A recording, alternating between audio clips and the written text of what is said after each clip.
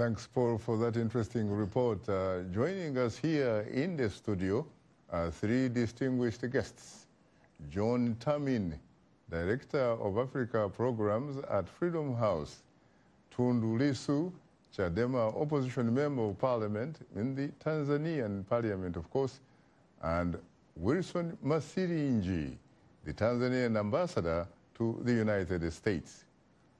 And last but not least, Robert Chagulanyi, also known as Bobby Wine, an opposition Ugandan Member of Parliament. He joins us live via Skype from the Ugandan capital of Kampala. Well, gentlemen, I regret to say, of course, that there is no female on this show today. I would like to say, frankly, that I am profoundly honored and exceedingly humbled to have the opportunity to host the four of you today on Straight Talk Africa. Thank you. Thanks for having us. Thank you so much, Shaka. You're most welcome. Let me come to you immediately, John. I would like you to do us a favor and walk us through some basics, really just like politics 101. First of all, when we talk about freedom of expression, really, what are we talking about here? We're talking about basic rights that are enshrined in the Universal Declaration of Human Rights for individuals to express themselves without fear of any sort of punishment, without fear of any sort of reprisal. And that may be political expression, or that may be other forms of expression as well. Let me add to that, I think one of the growing areas of freedom of expression is online. And this is a concern globally and a concern in many parts of Africa as well, especially with governments trying to limit space online. And we're seeing some internet and social media shutdowns literally as we speak. That's one particular growing area. But really, when we're talking about freedom of expression, we're talking about across the board, be it political expression or expression in terms of how one lives his or her life, or any other form of expression. And that's something that we at Freedom House pay close attention to when we are looking at countries and doing our annual evaluations of how countries perform in terms of both civil liberties and political rights. But John, when you're talking about online, really, aren't we probably narrowing it to the elite, really, in Africa? No, I don't think so. I think there's plenty of data that shows that increasingly large segments of the African population are online. Now, those populations are more concentrated in urban areas, but online access is really spreading. And you look at some of the protests that are happening in several countries, look particularly at Zimbabwe right now, at Sudan right now, at Democratic Republic of the Congo in recent months. All of those protests have had a strong social online factor to them, social media factor to them. All three of those countries have at various times shut down access to the internet in recognition of how important it is. That is true, but is it also, for example, a coincidence, or should we be surprised that those uprisings are in fact taking place in urban areas? They are to some extent, but not completely. You look at what's happening in Sudan right now. Those protests are happening outside of Khartoum. They're happening in urbanized areas, but in a dozen or more urbanized areas throughout the country, and that's different than some of the protests that have happened in Sudan over the years, which have been concentrated in Khartoum. I think in Zimbabwe as well. These protests are happening fairly far and wide, and they're driven by a fundamental desire for better governance and a fundamental frustration with lack of service delivery, lack of transparency, corruption that people are seeing in their leadership. Now, when you talk about freedom of expression, of course, are we talking about, for example, a freedom that is restricted or targeting, for example, a specific geography, an ideology? Are we talking about races? What are we talking about here? Because there are some people who think that we're basically talking about the Western world, really. If the question is whether these freedoms are Western concepts, I do not believe that is true at all, and I think we have some other panelists here who can offer some strong opinions on that. These are universal rights, and they are enshrined in the Universal Declaration of Human Rights and other documents that many governments throughout the world have signed up for. As to how individual countries seek to suppress these rights, it's hard to draw broad generalizations because so many of the countries we're talking about are so different. What I would say is that in countries where we are seeing these rights suppressed, there is a fundamental desire by the elite and those in power to maintain power and to stay in office. And so they use different tools at their disposal. They suppress various freedoms, including expression, in different ways, applying to different groups, with the basic goal of maintaining their power, in part because a lot of those governments know they're not popular, and they know that they have to use these tools to stay because they know if there's an honest tally at the ballot box, they're probably going to lose. Now, John, you said that a while ago, you told me before we came on the air that you do have some kind of report card. Right. So every year around this time, Freedom House puts out our Freedom in the World report. And this is where we look at every country in the world, including the United States, and look at how they performed the previous year in a whole host of indicators that are all publicly available, categorized between political rights and civil liberties. And so we just put out our new report yesterday, in fact, all available online and getting a good deal of discussion in the media. The picture for Africa is a mixed one. There are some concerning countries, and I think we're going to talk about those. But I also do want to point out that there are some real good stories coming out of the continent this last year. And two countries in particular, Ethiopia, under the surprising leadership of Ahmed Abiy, has really done some important things, including just yesterday instituting new civil society legislation that is quite meaningful, and also Angola, which has undergone a very surprising turnaround these last couple years. Well, the new president is obviously fighting corruption and what have you. He's fighting corruption, and he's fighting the vestiges of the previous regime that was in power for decades. And so both of those countries, Ethiopia and Angola, have seen significant increases in our annual ratings. What are some of the countries that are not doing so well, especially if you factor in the fact that we do have guests who represent Tanzania and Uganda? Yes. Well, I think when we're talking about those countries, it's really best for me to defer to the guests who have such expertise in those countries. I'll just say that Tanzania and Uganda are concerns for us, and the broader East Africa region is a concern for us because outside of Ethiopia, I don't see any country in East Africa making forward progress in terms of democracy and governance. And in fact, we see some significant regressions. And I think there's a real sort of spillover regional effect that goes on, whereby there's very little peer pressure in East Africa, and you can say Central Africa too, for leaders to perform better and to live up to a certain standard. That is why the progress in Ethiopia is so important, because it's a large country, 100 million plus people. And so if they can flip the script a little bit in East Africa, and if the Prime Minister can create that kind of momentum, create that kind of peer pressure amongst leaders, I think that can have important positive spillover effects as well. Tell us a bit about the methodology that you use in order to arrive at some of those conclusions, for example.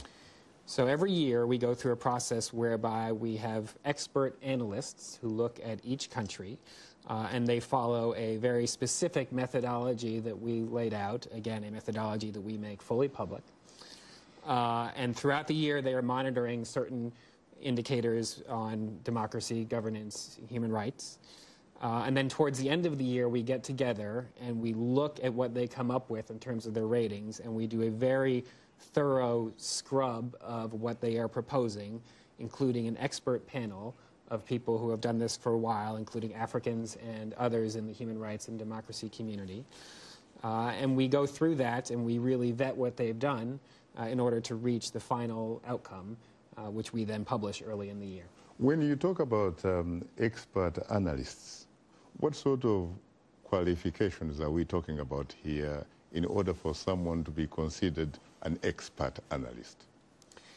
We really look for people who have deep experience both in the country and who have deep understanding of democracy, governance, and human rights principles. Many of the analysts who we have are nationals of their particular country or from the region nearby. We pull significantly from the academic community, people who spend a lot of their time on these particular countries. And then when we get together this advisory group that looks at all the data and really scrubs to make sure that everything is as it should be, that's a mix of both Africans and others who have done this for Freedom House for a while, who really know the methodology very well, but also have broad regional expertise too. Very interesting. Bobby Wine, are you there? Oh. Are you there? Are you listening? Yes, yes. What about from your vantage point in Uganda? How are we doing when it comes to freedom of expression?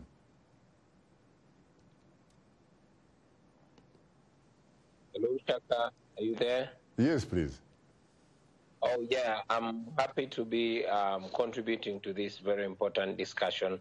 Of course, the state of freedom of expression in Uganda is deteriorating by the day because initially there was a clampdown on formal communication where politicians and leaders could no longer be allowed to go into the masses and sensitize them. And having noticed the treasure that we had, the music as a form of communication, we've been using music to communicate important messages all through the years like it has been done in the past.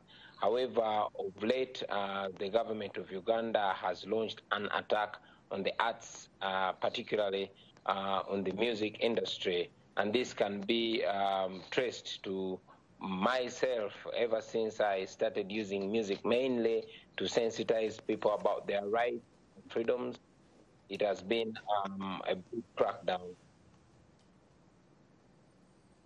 What have they done so far whenever you attempt to perform, for example? Well, as we speak now, all my music concerts have been outlawed and my songs have been banned on radios. The security forces make sure my music is not played on radio or TV. And as a matter of fact, in the recent past, there were reports of the police raiding bars that play my music. However, this is not just on me as an artist, but having noticed the power and effect of music and the arts, the government of Uganda has moved to regulate the arts to the ridiculous extent of an artist or a creative or any other creative thinker having to submit the lyrics of their unrecorded songs to the minister for the minister to decide whether those lyrics can be recorded or not. And indeed, the government is also proposing that an artist must seek permission from the government before they travel out of Uganda to perform. To the rest of the world, this is a ridiculous move, but indeed, that's how the government of Uganda has always been trying to legitimize its repression. This is being mooted while at the same time it is being outlaid on the people. For example, I cannot perform, and this is a move to see that the government can actually legitimize the oppression that is already ongoing. I have been told by John here that Freedom House, when it came to Uganda, that it decided to move Uganda from the category of partly free to not free. Would that be an accurate reflection of where you are? Well, indeed, I agree with them because our country is not free. But again, I refuse to concede because I know, I am convinced, and indeed, many of the members of my generations believe that they were born free and they must live free. Now, I have a question for you, Bobby Wine, from a fellow Ugandan by the name Akankunda Moses. And it says, now, what will Bobby Wine talk about freedom of expression in Africa? He's one of those creating intimidation blackmailing, insulting the sitting government leaders.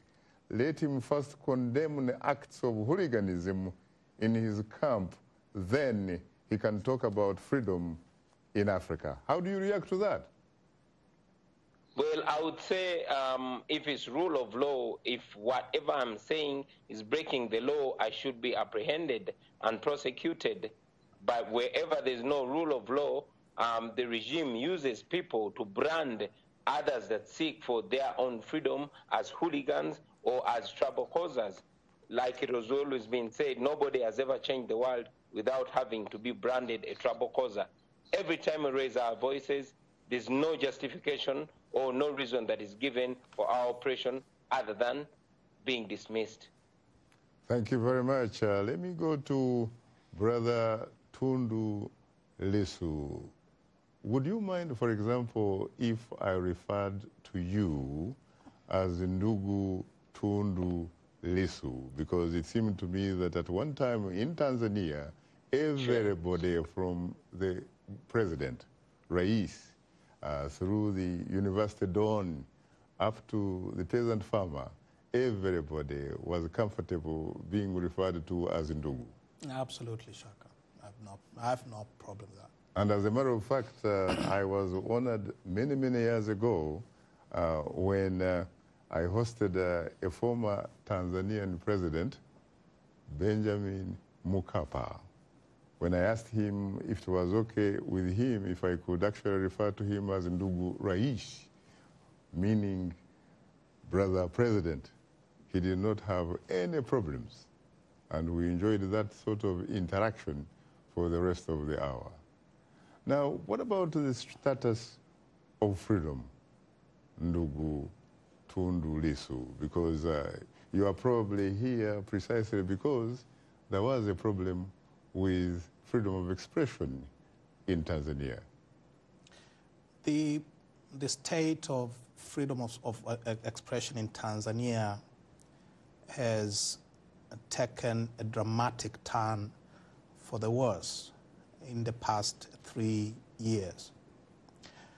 We have always had limitations, very serious limitations on fundamental rights and freedoms in Tanzania.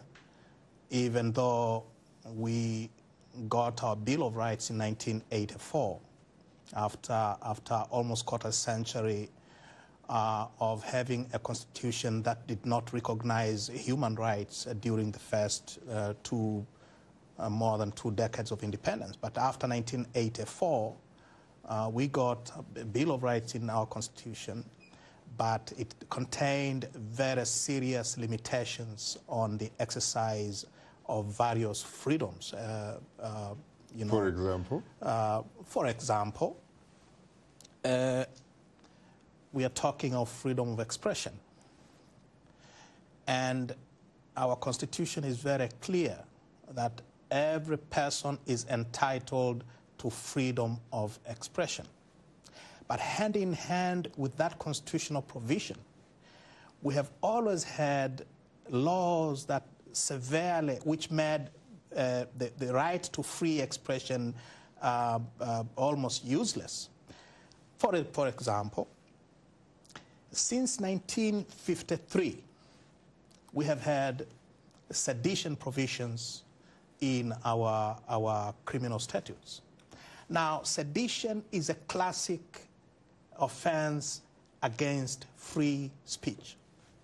And the reason it was enacted in 1953 was the colonial state, the British colonial state, was getting ready legally, legislatively, to deal with the nationalist movement that was then emerging.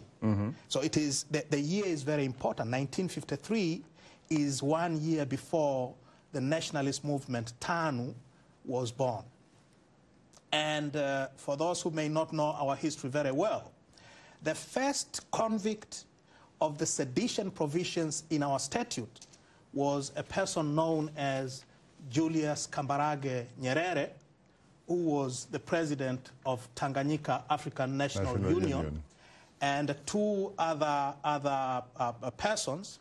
One is Rashid Bagdele, who was the editor of a newspaper called Mwafrika, and another one was Robert Makange, who was an editor of a newspaper called Sauti ya Tanu.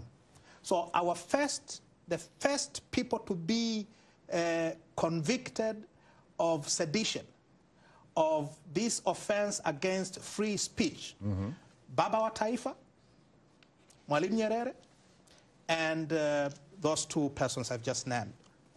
After independence, one would have expected that this colonial statute, which criminalized free speech, would go in the way of the colonial state, into the dustbin of history. But it was retained, and it has been retained to date. So, as we speak, a member of parliament like myself, I'm faced with 8 criminal cases back home, and all of them have to do with the offenses of sedition, of saying things that the powers that be do not like. Very interesting. I've just given my story, but as we speak, the national chairman of my party, the largest opposition party in Tanzania, the leader of the official opposition in parliament, Honorable Freeman Mbowe, and another MP is in prison. Charged with what? Charged with sedition. I see. With making statements in an electoral campaign meeting which are offensive of these sedition provisions in our law. We'll come to that Yes. a little bit later. What I wanted to say was, we have seen a dramatic about turn for the worse when we speak of freedom of expression in Tanzania. How do you react to that, Ambassador Masirinji? Thank you, my brother Shaka Sali. First of all, I would like to thank you for inviting me to this very important Straight Talk Africa program. We would like to also point out which I've been following for quite some time, and I'm glad to meet you. Be my guest. We would like also, for example, to thank you so much. Thank you so much. Thank you so much. For getting out of your busy schedule in order to come here and participate in today's program. I will quickly react. Thank you so much. I will quickly react to both panelists here statements. Starting with George, I commend him for admitting that he knows very little about Tanzania. So he's relying on reports he has been receiving from experts whom they send to Tanzania to collect information using the methodology which he divulged to you following the intervention you made.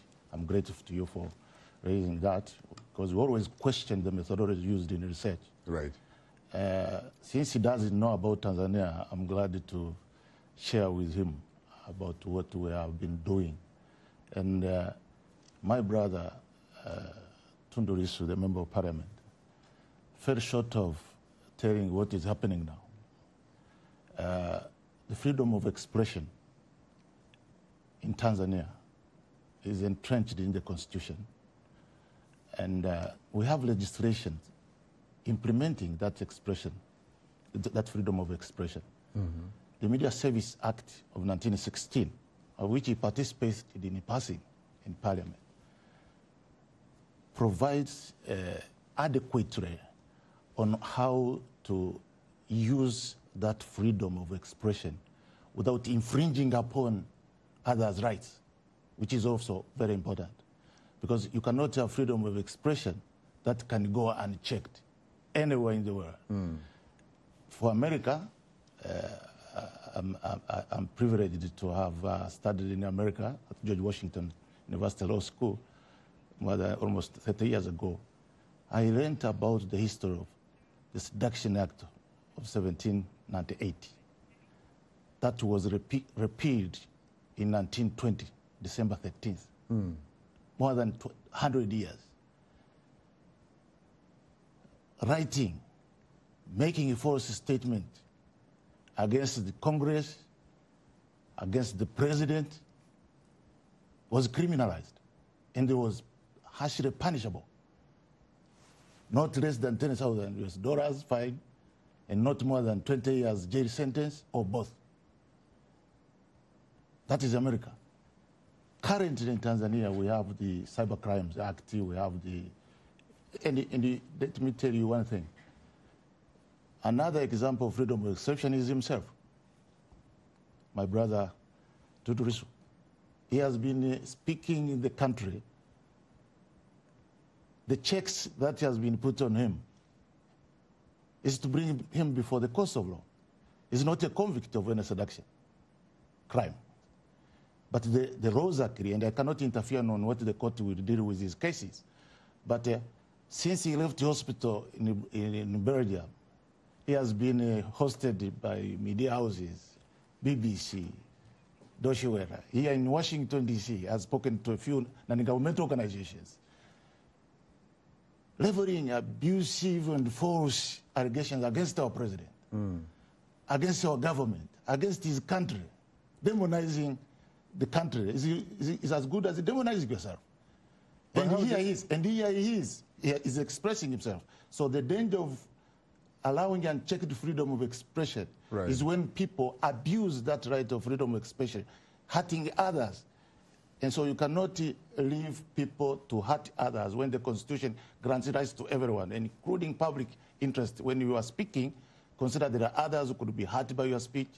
Consider that if you tell lies about others and damage their reputation, their character, they got hurt. I'm afraid so they have to react. I'm afraid, Mr. Ambassador, time happens not to be our best ally, and I hope we will find some space in your beautiful Tanzanian heart to forgive me for that. Thank you. Thank you. You are tuned into Straight Talk Africa. We'll have more of a discussion in a moment. So please don't go away, because we'll be right back with you.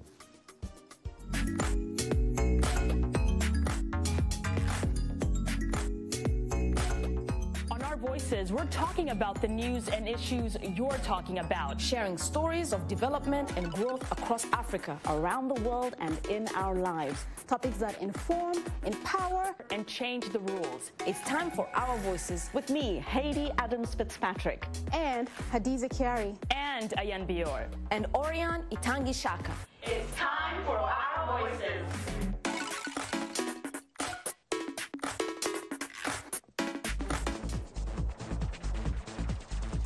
We are able to touch on things that are important to people on an everyday basis. We hope that our viewers are getting inspired when they watch our show. They're getting a view of the world from a different perspective, things that perhaps are not in their immediate vicinity.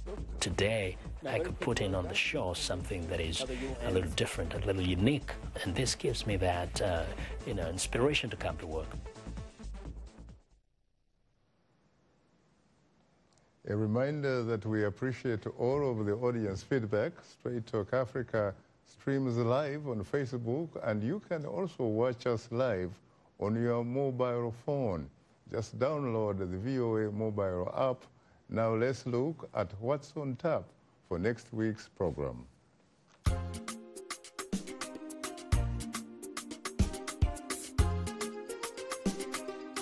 On the next Straight Talk Africa, Nigeria's presidential election is set for February 16th, the nation's sixth since 1999, when the military relinquished power to a democratically elected civilian government. President Muhammadu Buhari and top challenger Atiku Abubakar are both Fulani Muslims from northern Nigeria. A discussion on what's at stake on the next Straight Talk Africa.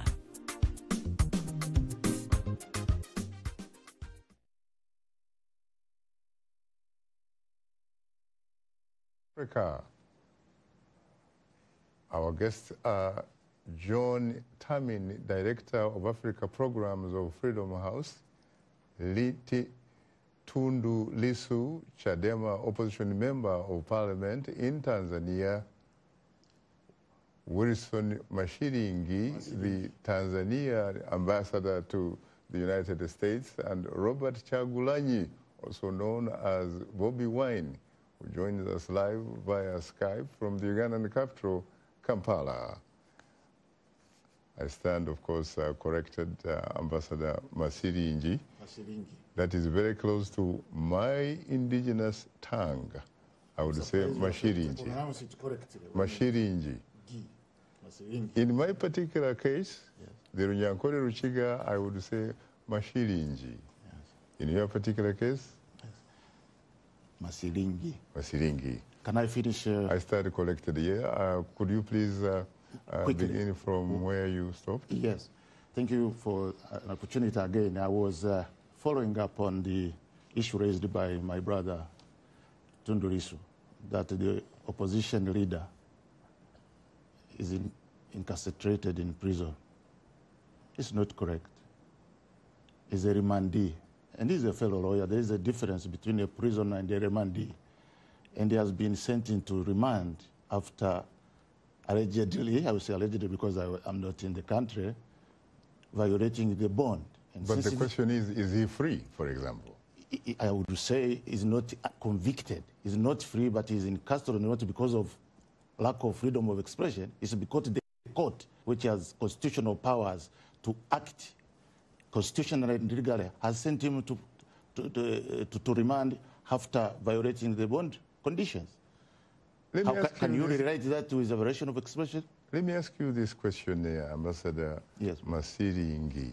Yes, please. Thank you. I hope that this time I have gotten it correct. Yes, please. How do you respond, for example, to some critics who say that when it comes to Tanzania, an individual has no right to own an opinion that is different from that opinion of the ruling party or state? I have a quick answer to that. That is totally false, total fabrication. Currently, the parliament is in session. The opposition is in parliament. The chief whip, unfortunately, is out because of the tragic event, heinous act which was committed on him and caused the bodily harm on him. Otherwise, he was supposed to be in parliament as well. Today, by coincidence, is a low day. Our president, His Excellency Dr. John Pombe Joseph Magufuli, the commander-in-chief, was a guest of honor, invited by the Chief Justice. The Speaker of the House was in attendance. Several legal officers, like myself and my brother Tundu Lissu, were in attendance. So if there is no one behind the bar for violating even the Media Services Act, where we have 216 newspapers, 158 radios, TVs, there are 34 social media platforms licensed, 224 with the cybercrimes law. Nobody is behind the bar for violating any law that implements the freedom of expression right under the Constitution. And the regulation of freedom of expression is mandated by the Constitution.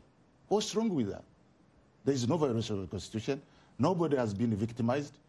Whoever is charged, our presumption is that he is innocent until proved guilty. And he will be given a day in court to defend himself. My brother will be given a day in court to defend himself.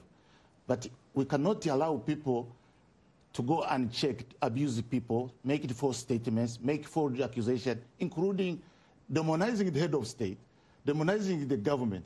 I'm here as the ambassador of the United Republic of Tanzania to defend and protect the dignity of the country. So my brother coming here and trying to demonize the government, demonize the president, demonize the country, demonizing himself and demonizing me as well, we cannot call that the true need of Africa getting freedom of expression. That does not build the interests of Africa, nor build the interests of the country.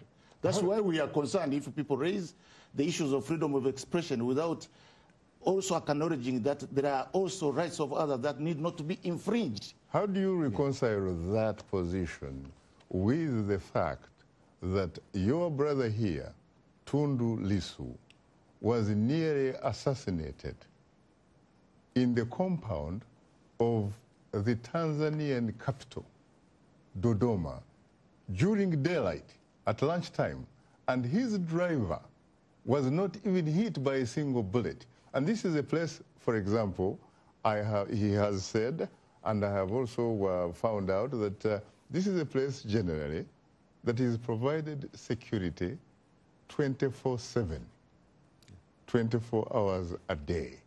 How do you explain that? I mean, how do you reconcile that type of freedom that you are talking about? You cannot relate that directly without substantiated evidence with freedom of expression. My brother was attacked. We feel sorry for what happened to him.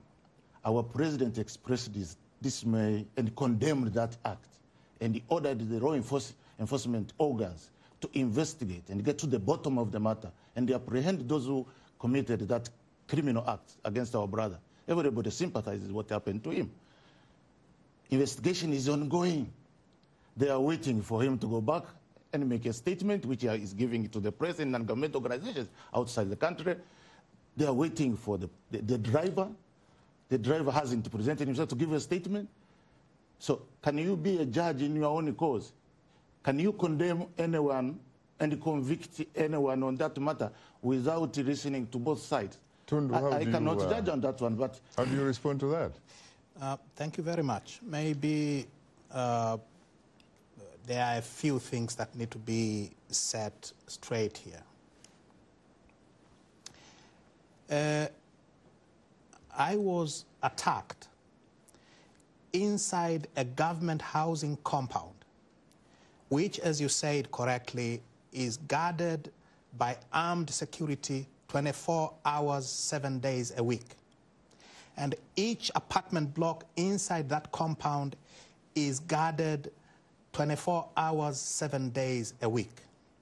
And on the day of the attack, during lunch break, in the midst of parliamentary sessions, gunmen followed me from Parliament inside that compound.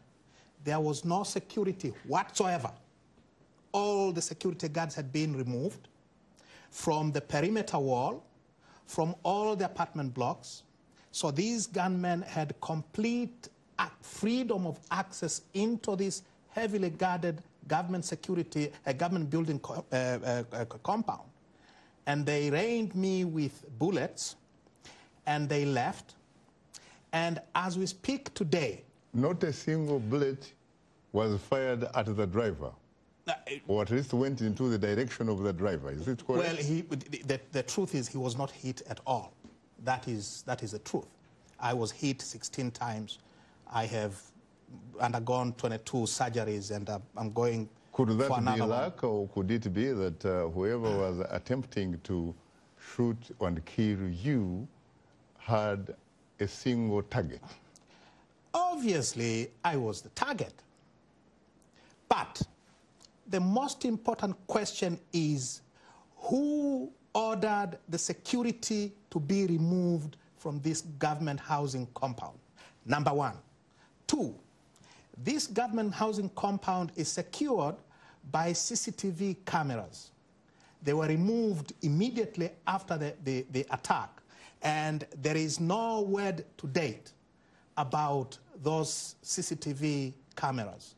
They were removed by the police. That is number two. So no one knows what they saw, because no one knows where they were taken to, because the police have never said a word about where they took the CCTV cameras from. Number three, there has never been, to my understanding, and I know this because I speak to people. I speak to people in the government as well. No one has been interviewed.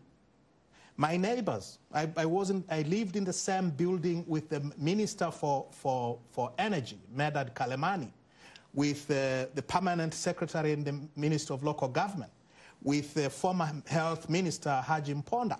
Not a single one of my neighbors has been interviewed by the police. None of the people who took me to the hospital, my housemaid and the housemaid of the Deputy Speaker, when I was shot, they also shot all the cars that were you know, in the driveway. The tires were all flattened. So I was taken to hospital by the housemaid of the Speaker and my housemaid as well. None of them has been interviewed. I was in Nairobi together with my driver for 4 months. And during those 4 months, the Tanzanian police force they sent a request to me through my brother, who is my lawyer as well, that they would like to come to Nairobi to interview me and my driver. And we said, please come. They never showed up. So, and of course, after I was transferred to Belgium, now the excuse has become, we are waiting for Mr. Lissu to return and the driver so that they can be interviewed. But, Mr. Shaka, with all due respect to my senior brother here, a very senior lawyer in Tanzania, in Tanzania there is a law. It is called Mutual Assistance in Criminal Matters Act, which makes provisions for obtaining evidence or suspects who run out of the jurisdiction of the Tanzanian law enforcement agencies. So there is a law which would have allowed Tanzanian law enforcement agencies to come to Nairobi to take evidence from me and my driver. They have not done so. The same law would have allowed them to send police officers to Belgium, where I have been for the past 1 year. To date, they have not done so.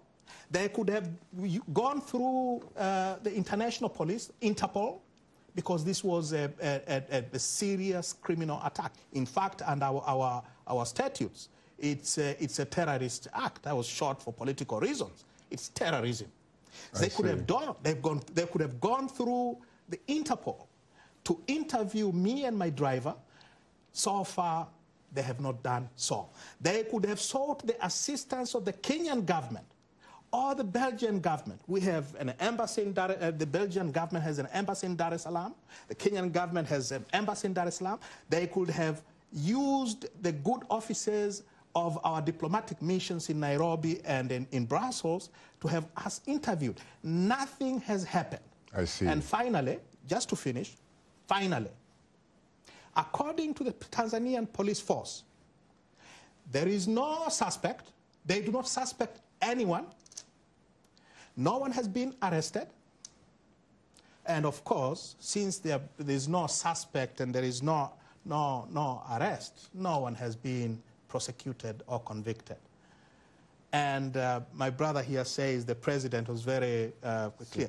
The president has never, ever made a statement one way or the other, to condemn this public political assassination on a parliamentary leader. Has he ever called you to sympathize with you, empathize with you? Not at all. On the contrary, Mr. Shaka Sali, it is on record because the Speaker wrote to us. There has been a huge dispute about my treatment. Your treatment? My treatment. Who is paying the bills? The Parliament of Tanzania should have paid my bills in accordance with our statutory provisions. Yes, and why can't they pay? Thus far, they have not paid a penny. And according to the Speaker, in Parliament, as well as in writing to us, the Speaker has said Parliament cannot foot the bill for my medical treatment because, among other things, the President has not given his permission for money to be released for that purpose. Now, to finish, under our law, the President has no powers whatsoever when it comes to decisions on medical treatment of members of Parliament. Now, Tundu Lissu, yes. you have a country, yes, which, by all intents and purposes, is functioning very well. It has 3 branches of government. You have the executive, led by the president. You have the judiciary, which is led by the Chief Justice. And independent. You have the legislature, which is led by the Speaker Yes. of the National Assembly. Yes. To what extent is the judiciary and the legislature independent of the executive? Or do these arms of government really function in a manner that is subordinate to the executive? That's a great question, Shaka. And the best answer I can give is to use President Magufuli's own statement on the matter. The president is on record telling the speaker, and this is televised, that those troublemakers of the opposition in parliament, kick them out of parliament so that I will deal with them outside. When they have no parliamentary immunity?